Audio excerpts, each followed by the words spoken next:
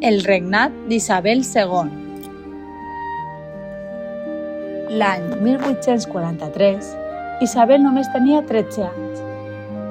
Tot i ser tan jove, les Corts la van proclamar reina d'Espanya. Però, què va passar durant el seu regnat? Durant aquests anys, els polítics liberals es van dividir en dos grans partits, que tenien idees diferents sobre com havia de governar-se el país. D'una banda estaven els moderats, representats pel general Narváez.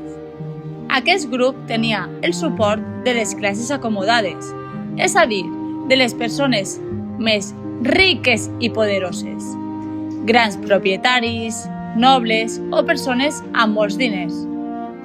Els moderats pensaven que sí que havien d'existir algunes llibertats, però amb límits.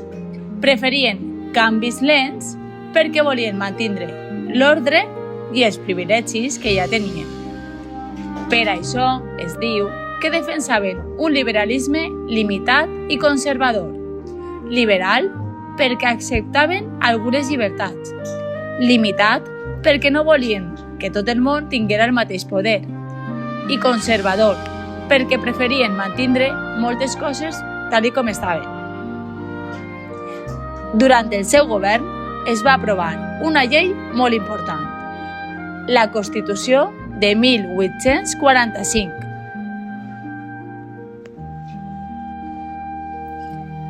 Però, tots pensaven igual? No.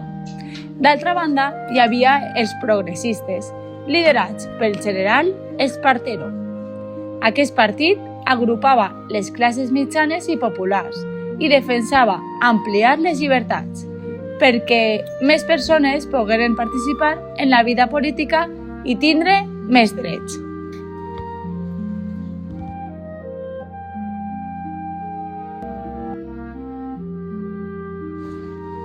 Tot i això, el regnat d'Isabel II no va ser tranquil.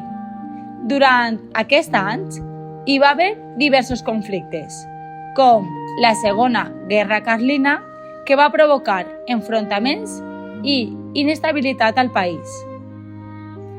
Finalment, després de molts anys de govern, el regnat d'Isabel II va acabar l'any 1868.